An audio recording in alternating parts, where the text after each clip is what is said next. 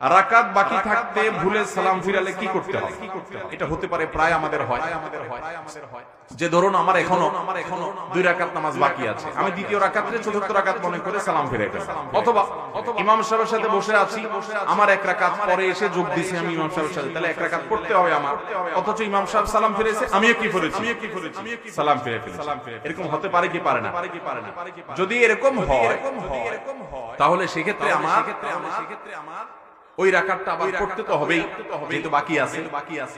সালাম ফিরে ফেলছে দেখে শেষ না, আবার সালাম ফিরে ফেলছে দেখে আবার শুরু থেকে পড়া লাগবে এমনও আমি সালাম ফেরানোর পর মনে হলো আমার তো 1 রাকাত বাকি ছিল, তাহলে আমি দাঁড়াই ওই রাকাতটা আবার আদায় করব এবং শেষে সিজদা সাহু দিব। আপনি দ্বিতীয় রাকাতে বসে চতুর্থ রাকাত মনে করে সালাম ফিরেছেন, এরপরে মনে হলো এটা তো দ্বিতীয় রাকাত, তাহলে আরো 2 রাকাত পড়বেন, বা 3 রাকাতের নামাজ ধরুন মাগরিবের নামাজ, আপনি দ্বিতীয় রাকাতে বসে সালাম ফিরে ফেলছেন, মনে হলো আমি তো 1 রাকাত কম পড়ছি, প্রবল সম্ভাবনা সেটা মনে হলে আপনি দাঁড়িয়ে আরেক রাকাত পড়বেন, পড়ে শেষে কি দিবেন? সিজদা সাহু দিবেন, নামাজ পড়বেন।